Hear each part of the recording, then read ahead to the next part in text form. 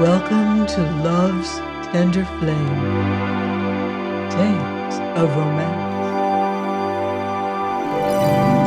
I'm Mardell, reading Personality Plus by Edna Ferber. Chapter 2, Personality Plus.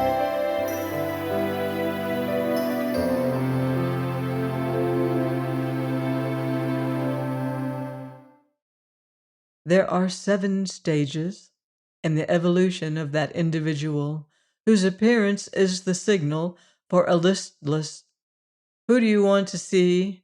from the white-bloused, drab-haired, anemic little girl who sits in the outer office forever reading last month's magazines. The badge of fear brands the novice, standing hat in hand, nervous, apprehensive, gulpy, with the elevator door clanging behind him and the sacred inner door closed before him.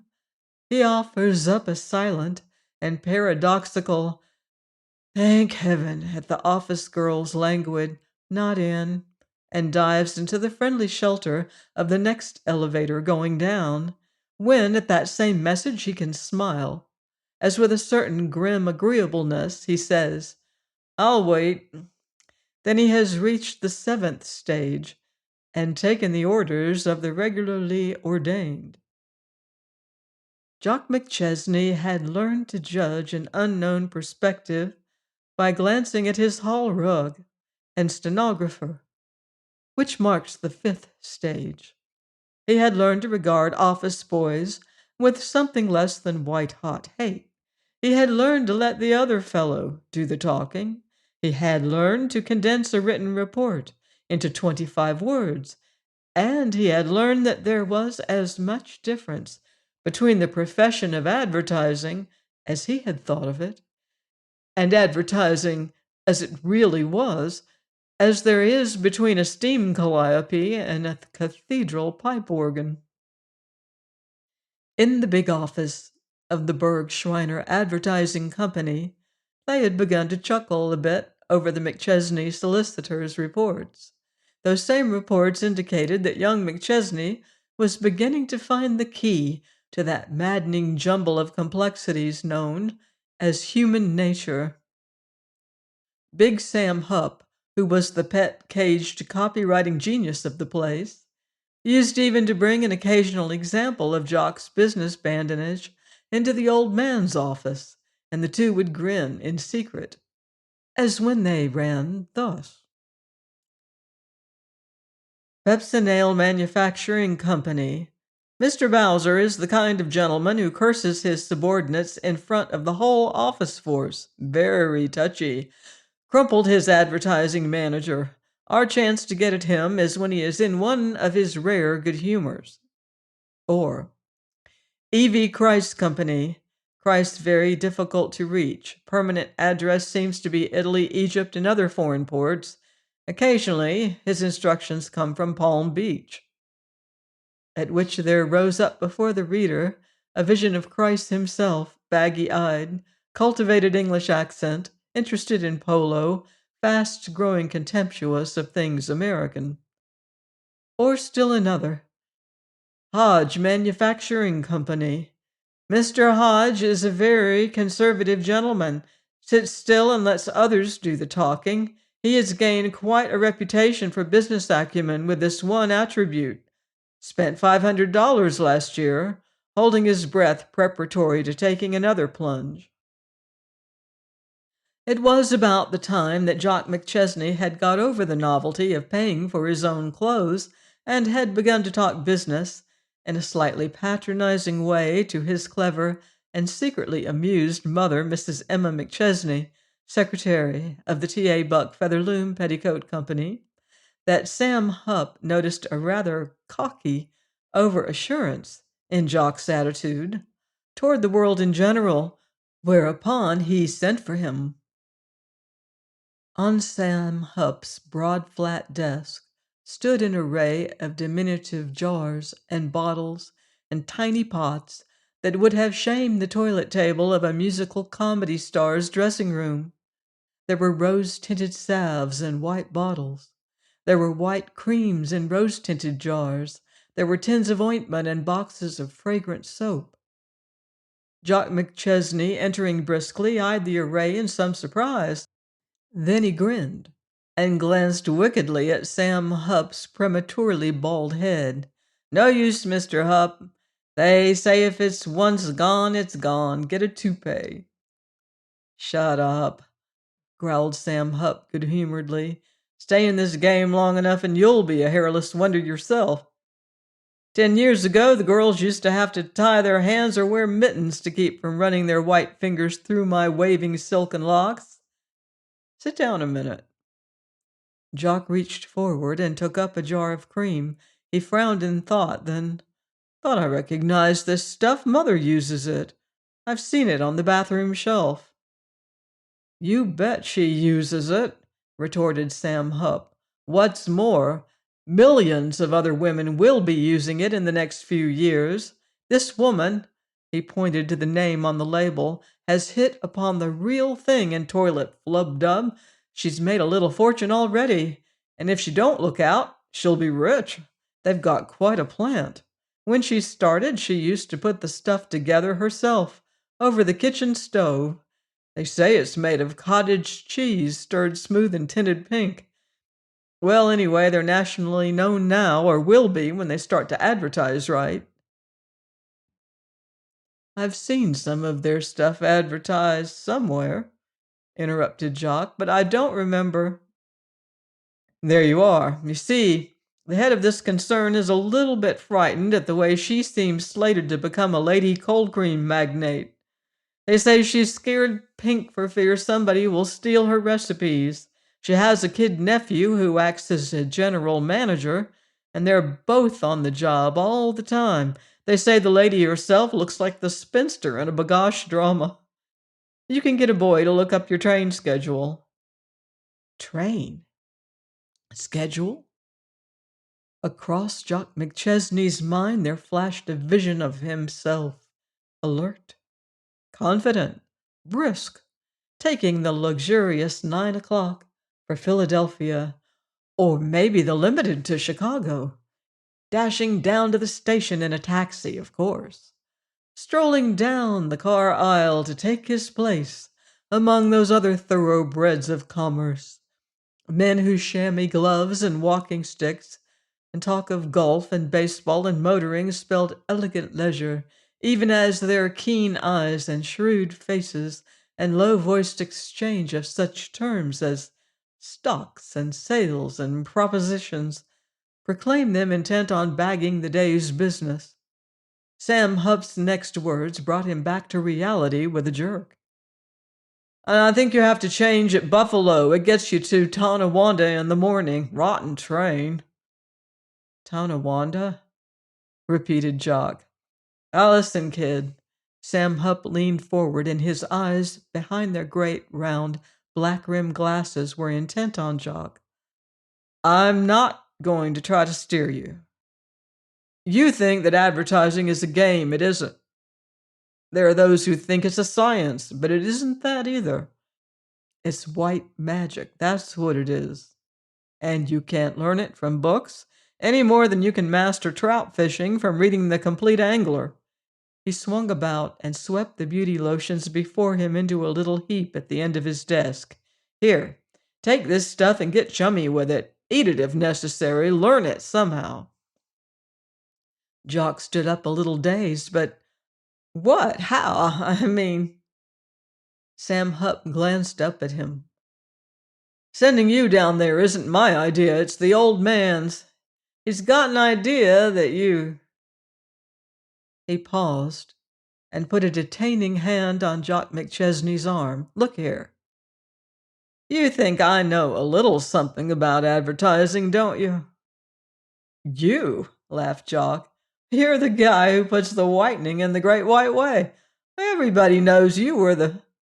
Thanks," interrupted Sam Hupp a little dryly. "Let me tell you something, young'un. I've got what you might call a 30-horsepower mind. I keep it running on high all the time with the muffler cut out, and you can hear me coming for miles." "But the old man..." He leaned forward impressively. The old man, boy, has an 80 power kind built like a watch. No smoke, no dripping, and you can't even hear the engine purr. But when he throws her open, well, he can pass everything on the road. Don't forget that. He turned to his desk again and reached for a stack of papers and cuts. Good luck to you. If you want any further details, you can get them from Hayes. He plunged into his work. There arose in Jock McChesney's mind that instinct of the man in his hour of triumph, the desire to tell a woman of his greatness. He paused a second outside Sam Hupp's office, turned and walked quickly down the length of the great central room. He stopped before a little glass door at the end, tapped lightly, and entered. Grace Galt, copywriter, looked up, frowning a little. Then she smiled. Miss Galt had a complete layout on the desk before her: scrapbooks, cuts, copy, magazines. There was a little smudge on the end of her nose. Grace Galt was writing about magnetos. She was writing about magnetos in a way to make you want to drop your customer or your ironing or your game and go downtown and buy that particular kind of magneto at once, which is the secretest part of the wizardry of advertising copy. To look at Grace Galt, you would have thought that she should have been writing about the rose-tinted jars in Jock McChesney's hands instead of about such things as ignition and insulation and ball bearings and induction windings.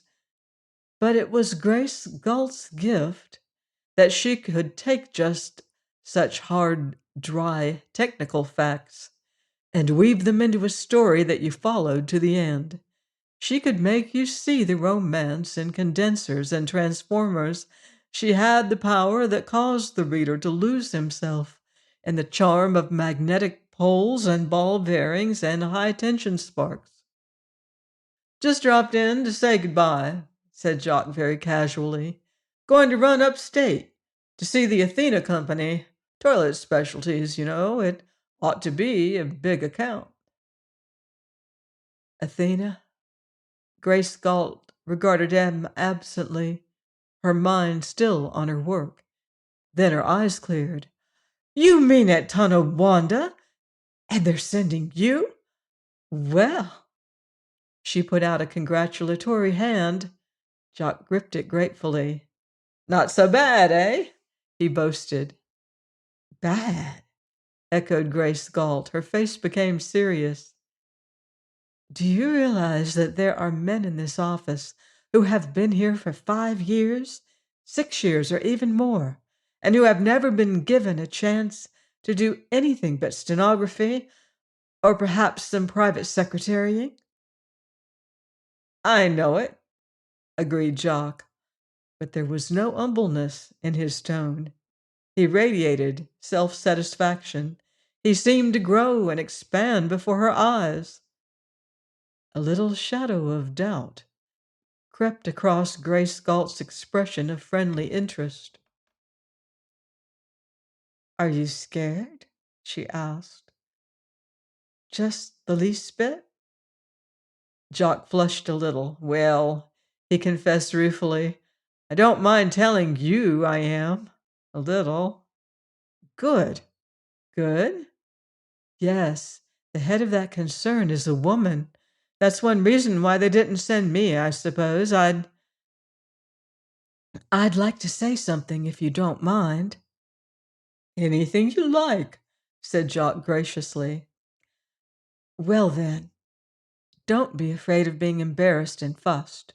If you blush and stammer a little, she'll like it. Play up the coy stuff. The coy stuff, echoed Jock. I hadn't thought much about my attitude toward the lady, a little stiffly. Well, you'd better, answered Miss Galt crisply. She put out her hand in much the same manner as Sam Hupp had used. Good luck to you. I'll have to ask you to go now. I'm trying to make this magneto sound like something without which no home is complete, and to make people see There's as much difference between it and every other magneto as there is between the steam shovels that dug out the Panama Canal and the junk that the French left there." She stopped. Her eyes took on a faraway look. Her lips were parted slightly. "Why, that's not a bad idea, that last. I'll use that. She began to scribble rapidly on a sheet of paper before her. With a jolt, Jock McChesney realized that she'd forgotten all about him. He walked quietly to the door, opened it, shut it very quietly, then made for the nearest telephone. He knew one woman he could count on to be proud of him. He gave his number, waited a little eager moment, then, "Featherloom Petticoat Company? Mrs. McChesney?" And waited again. Then he smiled. "You needn't sound so official," he laughed. "It's only your son. Listen, He took on an elaborate carelessness of tone. "I've got to take a little jump out of town on business, a day or so. Rather important, though. I'll have time to run up to the flat and throw a few things into a bag. I'll tell you, I really ought to keep a bag packed down here, in case of emergency, you know." "What? Oh, it's the Athena Toilet Preparations Company. Well, I should say it is. I'll wire you. You bet. Thanks. My what? Oh, toothbrush. No. Goodbye." So it was that at 3:10, Jock McChesney took himself, his hopes, his dread, and his smart walrus bag aboard a train that halted and snuffed and backed and bumped and halted with maddening frequency. But it landed him up at last in a little town bearing the characteristics of all American little towns. It was surprisingly full of six-cylinder cars and 5 and 10 cent stores and banks with Doric columns and paved streets. After he had registered at the hotel, and as he was cleaning up a bit, he passed an amused eye over the bare, ugly, fusty little hotel bedroom. But somehow, as he stood in the middle of the room, a graceful, pleasing figure of youth and confidence, the smile faded. Towel in hand, he surveyed the barrenness of it. He stared at the impossible wallpaper, at the battered furniture, the worn carpet. He sniffed the stuffy smell of— what was that smell, anyhow?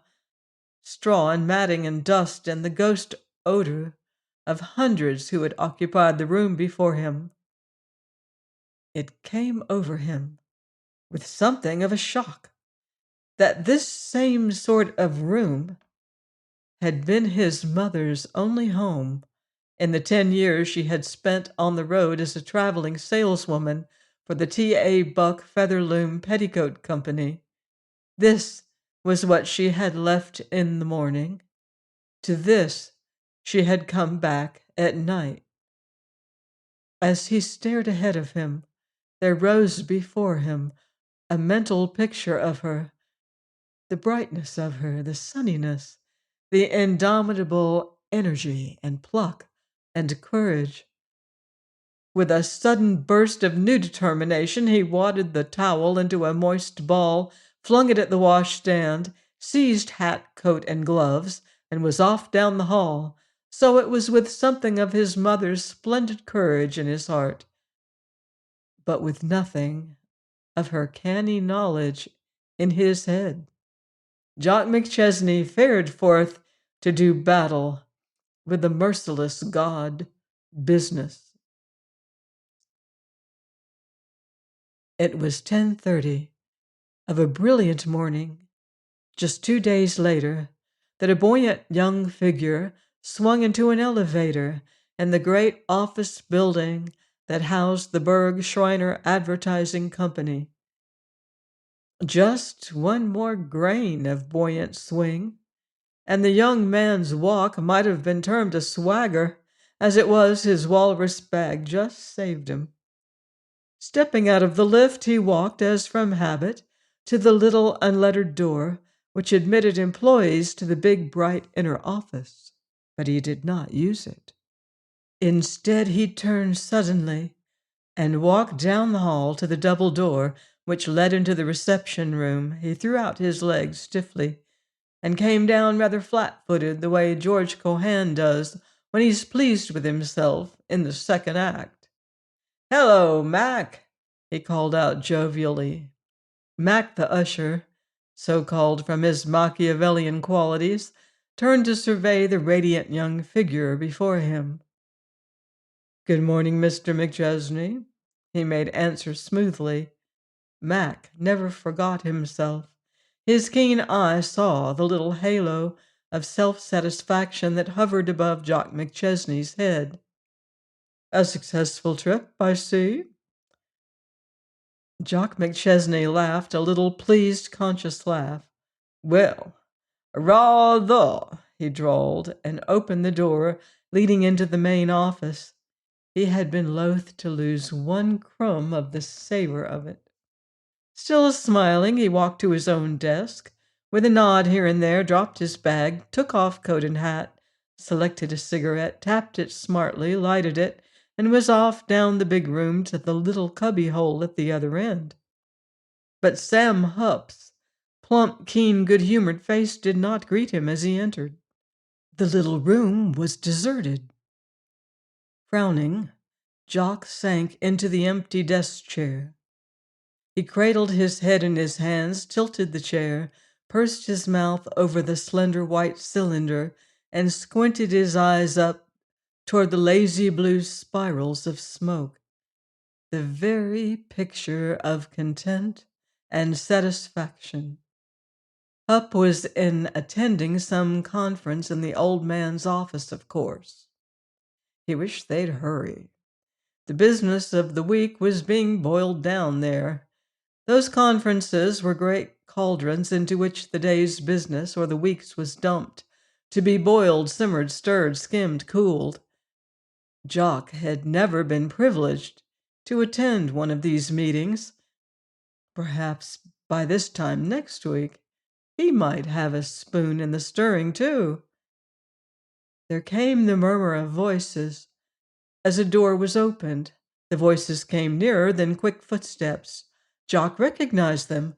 He rose, smiling. Sam Hupp, vibrating electric energy, breezed in. "Oh, hello," he said, surprised. Jock's smile widened to a grin. "You back?" "Hello, Hupp," he said coolly. It was the first time that he had omitted the prefix. "You just bet I'm back." There flashed across Sam Hupp's face a curious little look. The next instant, it was gone. "Well," said Jock, and took in a long breath. "Mr. Berg wants to see you." Hupp plunged into his work. "Me? The old man wants to see me?" "Yes," snapped Hupp shortly, then in a new tone. "Look here, son, if he says—" He stopped and turned back to his work again. "If he says what?" "Nothing. Better run along." "Oh, what's the hurry? I want to tell you about—" "Better tell him." "Oh, all right," said Jock stiffly. If that was the way they treated a fellow who'd turned his first real trick, why, very well. He flung out of the little room and made straight for the old man's office. Seated at his great flat table desk, Bartholomew Berg did not look up as Jock entered. This was characteristic of the old man. Everything about the chief was deliberate, sure, unhurried. He finished the work in hand as though no other person stood there waiting his pleasure. When at last he raised his massive head, he turned his penetrating, pale blue eyes full upon Jock. Jock was conscious of a little tremor running through him. People were apt to experience that feeling when that steady, unblinking gaze was turned upon them. And yet it was just the clear, unwavering look with which Bartholomew Berg, farmer boy, had been wont to gaze out across the fresh plowed fields to the horizon beyond which lay the city he dreamed about. "Tell me your side of it," said Bartholomew Berg tersely. "All of it?" Jock's confidence was returning. "Till I stop you." "Well," began Jock, and standing there at the side of the old man's desk, his legs wide apart, his face aglow, his hand on his hips, he plunged into his tale.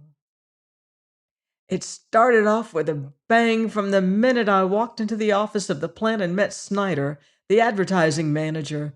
We shook hands and sparked. Just like that." He snapped thumb and finger. "What do you think? We belong to the same frat. He's 93. Inside of 10 minutes, he and I were washing around like mad. He introduced me to his aunt. I told her who I was and all that. But I didn't start off by talking business. We got along from the jump. They both insisted on showing me through the place. Well," he laughed a little ruefully. "There's something about being shown through a factory that sort of paralyzes my brain. I always feel that I ought to be asking keen, alert, intelligent questions, like the ones Kipling always asks, or the Japanese when they're taken through the stockyards. But I never can think of any. Well, we didn't talk business much, but I could see that they were interested. They seemed to—" He faltered and blushed a little. "Oh, to like me, you know. I played golf with Snyder that afternoon and he beat me. Won 2 balls. The next morning I found there's been a couple of other advertising men there, and while I was talking to Snyder, he was telling me about the time he climbed up and muffled the chapel bell. Oh, that fellow Flynn of the Dowd Agency came in. Snyder excused himself and talked to him for, half an hour perhaps, but that was all. He was back again in no time. After that, it looked like plain sailing. We got along wonderfully. When I left, I said, 'I expect to know you both better.'" "I guess," interrupted the old man slowly, "that you'll know them better, all right." He reached out with one broad, freckled hand and turned back the page of a desk memorandum. "The Athena account was given to the Dowd Advertising Agency yesterday." It took Jock McChesney 1 minute. One long, sickening minute to grasp the full meaning of it all. He stared at the massive figure before him, his mouth ludicrously open, his eyes round, his breath for the moment suspended. Then, in a queer, husky voice, "Do you mean the Dowd? But they couldn't—" "I mean," said Bartholomew Berg, "that you've scored what the dramatic critics call a personal hit. But that doesn't get the box office anything." "But, Mr. Berg, they said—" "Sit down a minute, boy." He waved one heavy hand toward a nearby chair. His eyes were not fixed on Jock. They gazed out of the window toward the great white tower towards which hundreds of thousands of eyes were turned daily. The tower, four-faced but faithful. "McChesney, do you know why you fell down on that Athena account?" "Because I'm an idiot," blurted Jock. "Because I'm a double-barreled, corn-fed, hand-picked chump, and—" "That's one reason," drawled the old man grimly, "but it's not the chief one. The real reason why you didn't land that account was because you're too darn charming." "Charming?" Jock stared. "Just that. Personality is one of the biggest factors in business today. But there are some men who are so likable that it actually counts against them. The client he's trying to convince is so taken with him that he actually forgets the business he represents. We say of a man like that he is personality plus. Personality is like electricity, McChesney. It's got to be tamed to be useful. But I thought, said Jock miserably, that the idea was not to talk business all the time. You've got it, agreed Berg, but you must think it all the time, every minute. It's got to be working away in the back of your head. You know it isn't always the biggest noise that gets the biggest result. The great American hen yields a bigger income than the Steel Trust. Look at Miss Galt. When we have a job that needs a woman's eye, do we send her? No. Why? Because she's just too blame charming.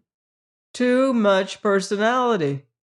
A man just naturally refuses to talk business to a pretty woman unless she's so smart that.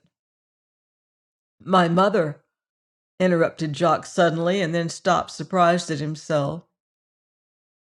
Your mother, said Bartholomew Berg slowly, is one woman in a million. Don't ever forget that. They don't turn out models like Emma McChesney more than once every blue moon. Jock got to his feet slowly. He felt heavy, old. I suppose, he began, that this ends my advertising career. Ends it? The old man stood up and put a heavy hand on the boy's shoulder. It only begins it, unless you want to lie down and quit, do you? Quit, cried Jock McChesney. Quit! Not on your white space. Good, said Bartholomew Berg, and took Jock McChesney's hand in his own great friendly grasp. An instinct as strong as that which had made him blatant in his hour of triumph now caused him to avoid in his hour of defeat the women folk before whom he would fain be a hero. He avoided Grace Galt all that long, dreary afternoon. He thought wildly of staying downtown for the evening, of putting off the meeting with his mother, of avoiding the dreaded explanations, excuses, confessions. But when he let himself into the flat at 5:30, the place was very quiet, except for Annie humming in a sort of nasal sing-song of content in the kitchen. He flicked on the light in the living room. A new magazine had come. It lay on the table, its bright cover staring up invitingly. He ran through its pages. By force of habit, he turned to the back pages. Ads stared back at him, clothing ads, paint ads, motor ads, ads of portable houses and vacuum cleaners and toilet preparations. He shut the magazine with a vicious slap. He flicked off the light again for no reason except that he seemed to like the dusk. In his own bedroom, it was very quiet. He turned on the light there too, then turned it off. He sat down at the edge of his bed. How was it in the stories? Oh, yes, the cub always started out on an impossibly difficult business stunt and came back triumphant to be made a member of the firm at once. A vision of his own roseate hopes and dreams rose up before him. It grew very dark in the little room, then altogether dark. There was an impudent square of yellow from a light turned on in the apartment next door. It flung itself on the bedroom floor. Jock stared at it moodily. A key turned in the lock. A door opened and shut. A quick step, then, Jock? A light flashed in the living room. Jock sat up suddenly. He opened his mouth to answer. There issued from his throat a strange and absurd little croak. Jock, home? Yes, answered Jock and straightened up, but before he could flick on his own light, his mother stood in the doorway, a tall, straight, buoyant figure. I got your wire and why, dear, in the dark? What? Must have fallen asleep, I guess, muttered Jock. Somehow he dreaded to turn on the lights. And then, very quietly, Emma McChesney came in. She found him there, in the dark, as surely as a mother bear finds her cubs in a cave. She sat down beside him at the edge of the bed and put her hand on his shoulder and brought his head down gently to her breast. And at that, the room, which had been a man's room with its pipe, its tobacco jar, its tie rack filled with cravats of fascinating shapes and hues, became all at once a boy's room again. And the man sitting there with straight, strong shoulders and his little air of worldliness became in some miraculous way a little boy again. Join me next time on Love's Tender Flame for another romantic chapter of Personality Plus by Edna Ferber. Until then, love deeply and live beautifully.